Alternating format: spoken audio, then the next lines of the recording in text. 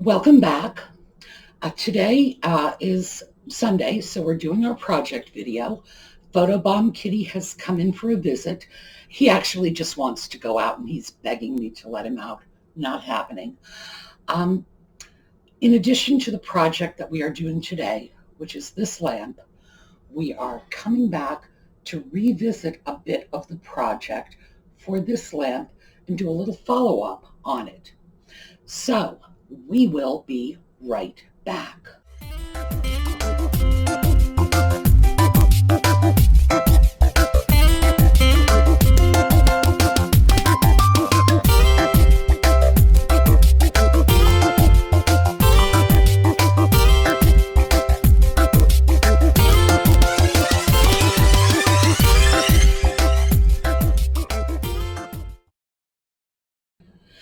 He's not leaving, so I think we may be stuck with him for a while.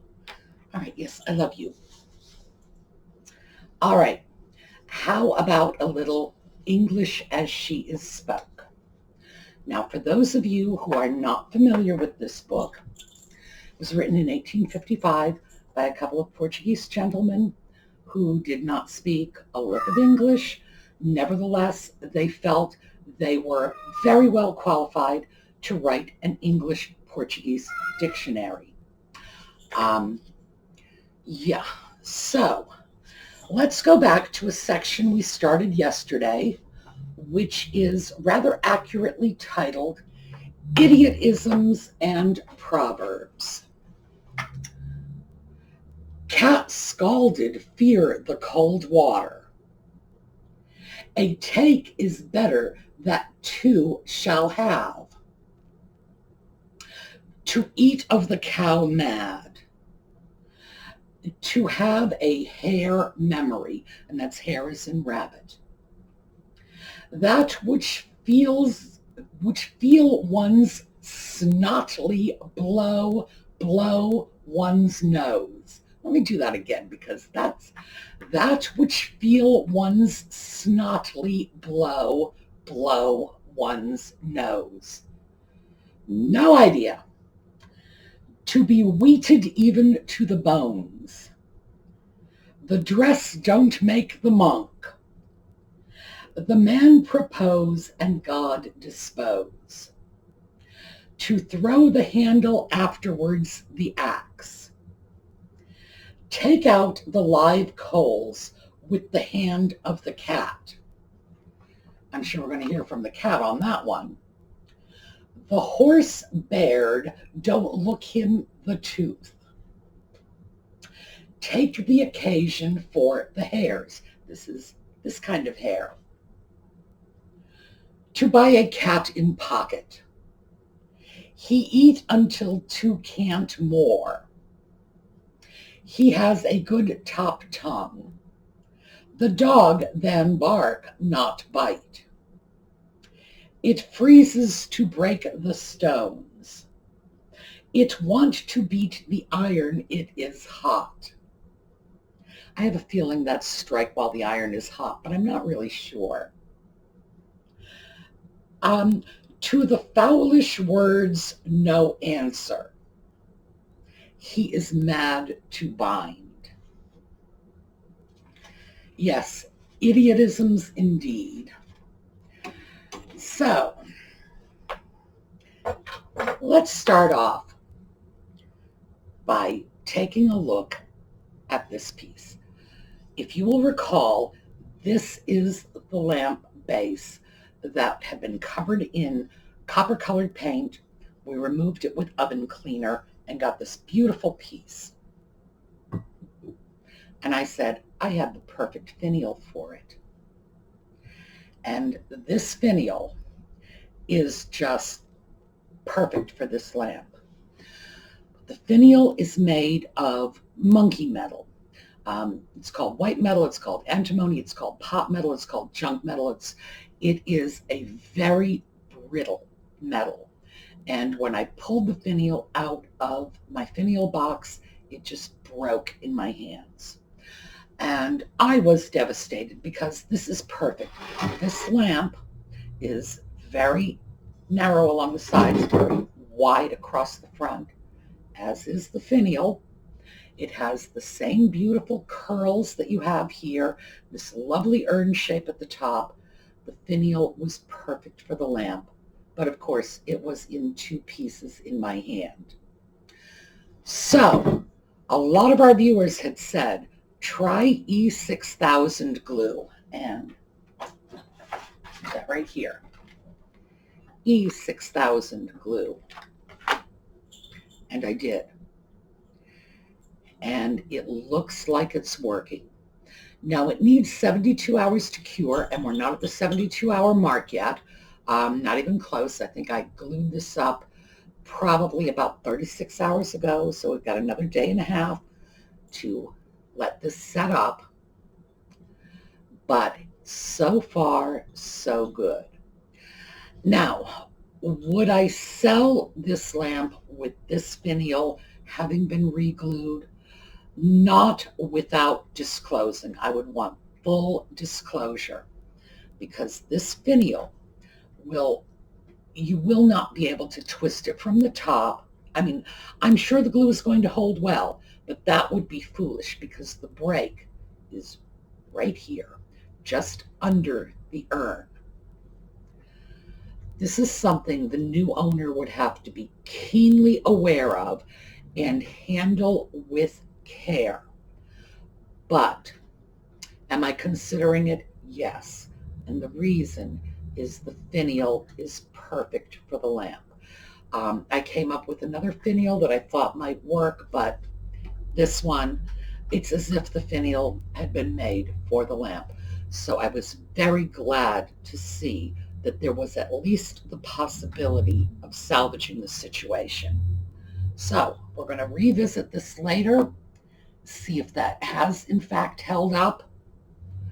I certainly hope so, but thank you to all of my viewers who recommended the E6000 glue, because gee, that stuff holds like you wouldn't believe. Very good product. So that is our update on that lamp.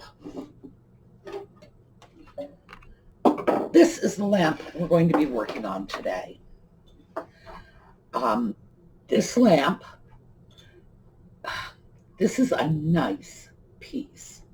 It's relatively modern, but it's beautiful blue and white porcelain, a foo dog on it, very classic Chinese piece, nice base, but there are problems and it needs some work.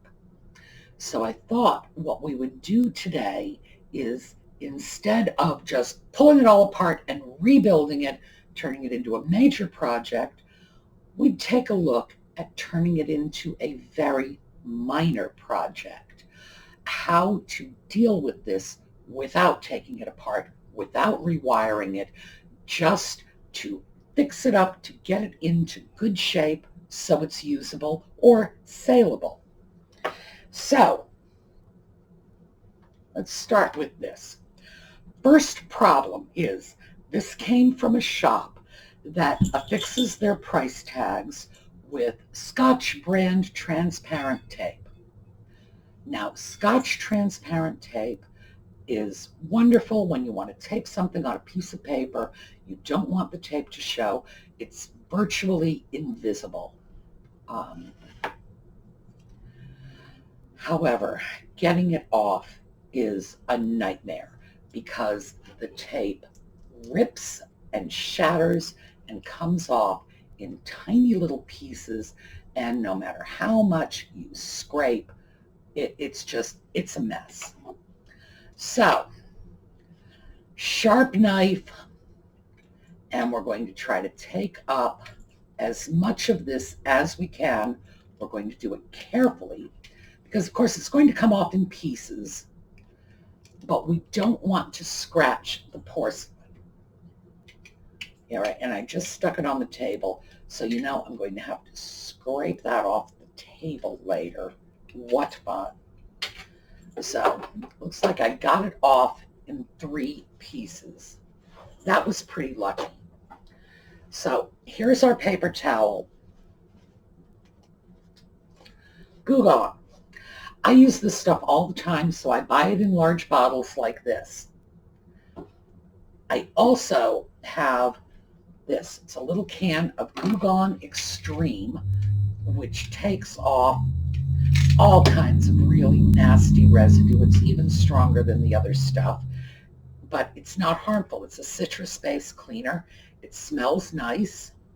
Just get a little on the paper towel and clean this off to get up any paint or tape residue. And it does quite a good job, and it does have a really nice little smell to it. Okay. Not very clean. So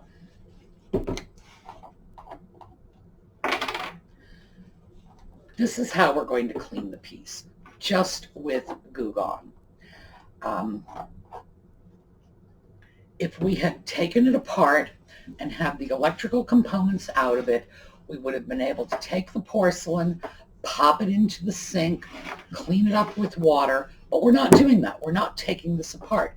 This is a sort of down and dirty repair. And I had decided it's more of a rejuvenation than a repair, because we're really not fully restoring the piece. We are just bringing it back to life. So it's not sitting quite squarely on the base. So I'm just going to twist this around with my thumbs until the little spaces here, the front and back, are relatively even, and again on the sides. And eek, my hands are filthy from that. Now, the base, I think you can see right there, has some paint scraped off of it. And here on the bottom, which I'm sure you can see, somebody put a nice little line of felt pads. Now, the felt pads are deteriorating, coming off. If you put this on the table, it rocks, because some of the felt pads are there, some are not. So the first thing we're going to do is get rid of these felt pads. You can use anything you want. I have a sharp knife. If you're going to use a knife, just be super careful. Get as much of this crud off as you can. What a mess.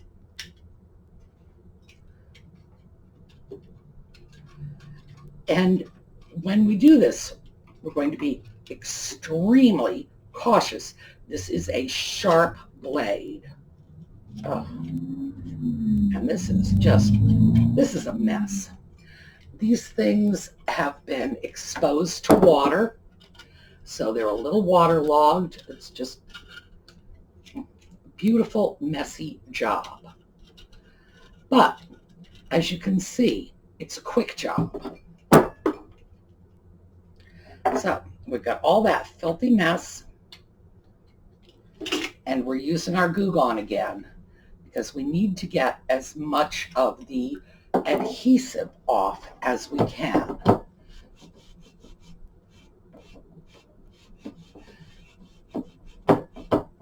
Now, again, if we had, isn't that lovely?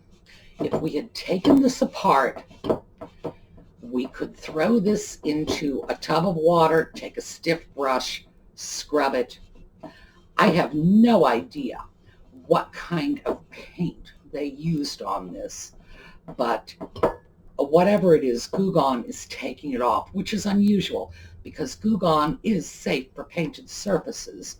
So I have a feeling they used something other than ordinary paint. Could even be shoe polish for all I know. But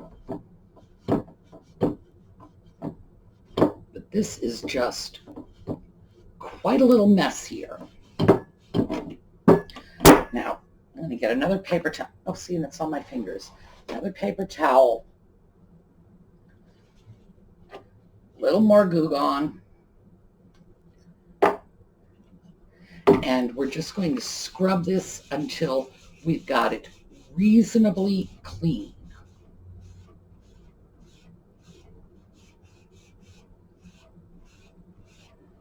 All right, that one is pretty good. I got all of the felt pad off, not to mention quite a lot of the paint or shoe polish or whatever they colored this base with. So now we're going to do the same thing over here. And again, we are not refinishing this. All we're doing is cleaning this mess off. And Goo Gone is excellent for removing adhesives. And that's primarily what our problem is here. It's the adhesive from these little felt pads, and somebody just stuck them. They weren't even the same color. Some were green, some were brown. I guess they just, used whatever was on hand. And of course, they're all round felt pads, and this is a square base. So that probably constituted a major dumb idea to begin with. On the other hand, having some kind of felt base on the bottom of this lamp is not a bad idea. If you're going to have a lamp, you're going to put it on your furniture, on your tabletops. If you have fine furniture, you do not want the base scuffing up your tabletop. And of course, as I said, we have no idea what they used to color this, but the Goo Gone is absolutely taking it right off. So that leads me to believe that it probably wasn't paint. It was, or, standard paint as we know. That's off. Okay, now here's our bottom mess. Now, as you can see from this cord, which is white, whatever this paint mess was got on the cord as well. So we're going to see if we can't get that mess off too. All right, so a little more Goo Gone, and this is the Goo Gone Extreme. This is not the regular Goo Gone. Because Goo Gone is not, in fact, a paint remover, but given the fact that it did such a good job getting the paint off the bottom of these little feet here, I think maybe it will take whatever this is off the cord. And we don't have to get all of it off, but we want to get enough of it off so that the section that comes out and is visible when the lamp is sitting on the table isn't, beautifully speckled with shoe polish or whatever this mess is. And this is actually working.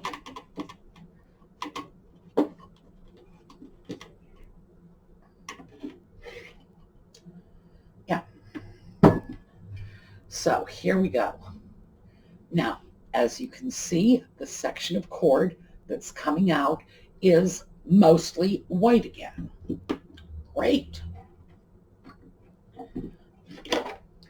But now we have this problem. And this is where Old English scratch cover comes in. We have discussed this before. This is a furniture polish that will cover scratches.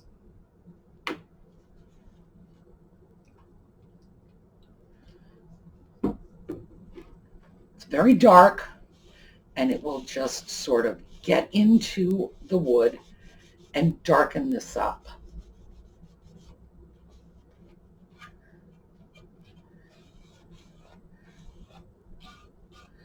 So we're going over this because this will also shine up the wood surface, make it more attractive,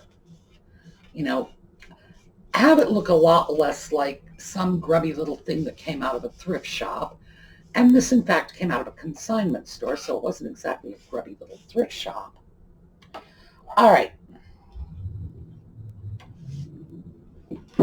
So, get the cover on this.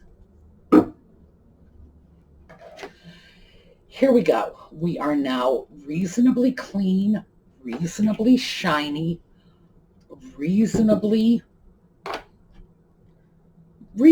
nice. Okay, now what we're going to do about those felt pads on the bottom, because this is rocking all over the place now, we're not putting round pads on those square, well, rectangular feet. This is self-stick furniture padding. And what I did was I cut a couple of sections, and we are going to use this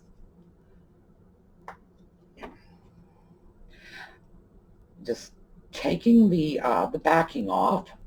And I always find this very, very difficult. I tend to take the adhesive off with the backing, which is always a very bad idea. So I want to get just the backing off and not the adhesive.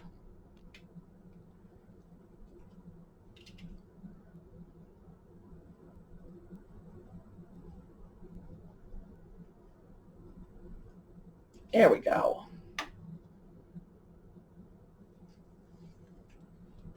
Backing our little self-stick pad, and I cut this just a tiny bit smaller than the feet, but it's going the whole length, and there's just a little breathing room on the outside edge. Now let's see about getting this other one off.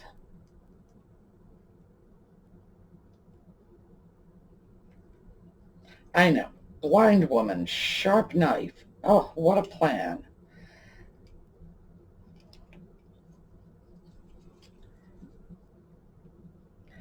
This is the only thing I really dislike about this. I wish the backing came off more easily.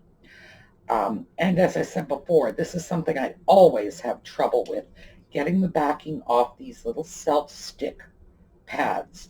I never seem to be able to do it correctly. It's always a bit of a mess, and I always struggle with it.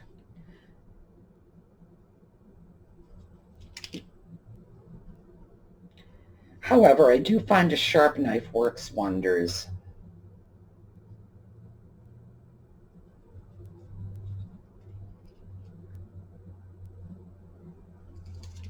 There we go. And again, I'm going to line this up.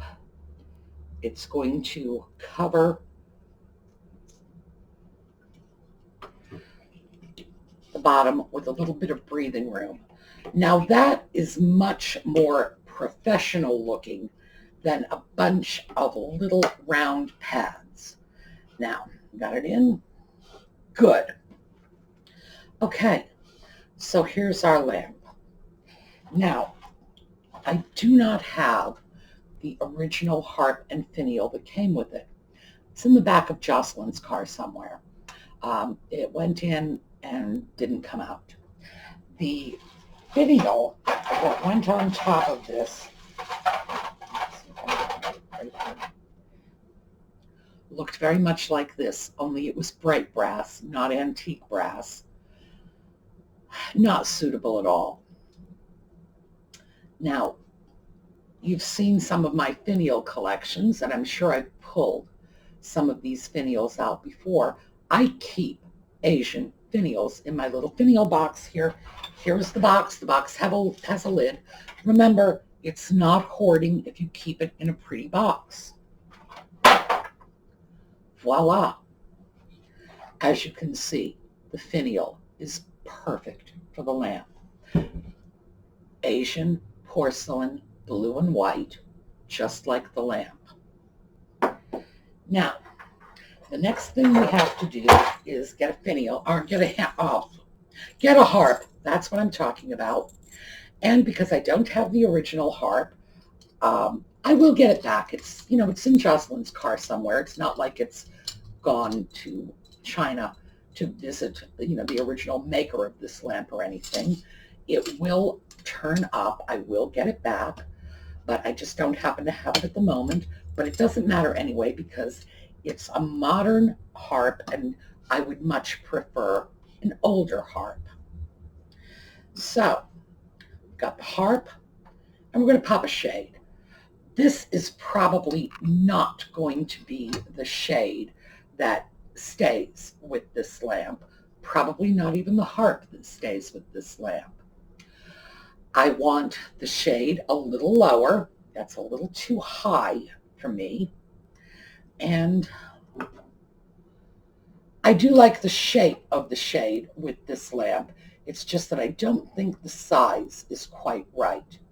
I'm just doing this so that you can see what we end up with. All right, here we go. Here's our lamp. Here's our little finial. Here's, can you see the whole, yes, you can see the whole thing from here. This is what we have. And we've done this in only about 15 minutes. We have reclaimed the lamp. You can take this lamp right now. As I say, I'm not really 100% happy with this shade, but it's what I happen to have in my kitchen. I know that's very embarrassing. How many lampshades do I really have in my kitchen? More than anybody should. It's what I had available, and whatever shade I come up with for the lamp will probably be very similar to this. Might even be this shade, just with a harp that brings it down a little lower. This harp is just, it's a little too long, meaning the shade is resting a little too high. I don't want this much space between the bottom of the shade and the top of the porcelain. That's too much. So this is what we have. This was, as you saw, 15 minutes worth of work to take this piece and make it presentable for our own home or for resale. You could certainly resell the lamp at this point. Do you have to redo everything? No. Ordinarily, I would take a lamp like that, I would gut it, I would just pull out the wires, put in new wires. It would go into the sink, it would get scrubbed. That base probably would have been taken off, completely repainted, and then glazed for that nice sort of high gloss look that the bases of Asian lamps usually have. Is that necessary? No. You just saw that's not necessary. We don't always need to do that much work. Sometimes we can get away with just rejuvenating the piece. So there we go. It's our rejuvenated lamp. Now, before I sign off, I want to remind you that we will be picking our 2 Tidbit tray winners this week. The cat's going to do it for me. And of course, we're going to come up with some more giveaways for next week. And I wanted to show you some pictures from some of our pen winners. In particular, so we got some pictures from some pen winners, but I want you to pay attention to the children's pens. One of our pen winners is a school teacher, and she wanted the pen for her class, and the kids were delighted with it. They didn't mind sharing, but she thought it would be nice if they each had a pen of their own. So she made a class project out of making Lisa pens for these kids. I have to tell you, I cried when I saw that picture. That was just so beautiful. These children making the pens that Lisa made for them. Just, I'm going to cry now. But gee, that makes everything worthwhile, doesn't it? It's just, wow. Okay, so take a look at our pen winners.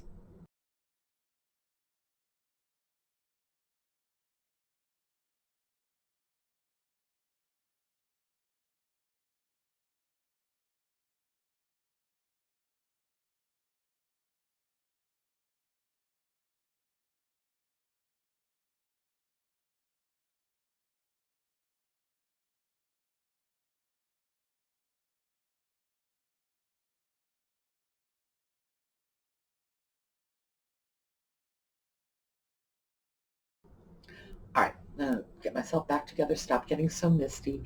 Oh, but yes, children carrying on Lisa's artistic tradition just, really gets to me.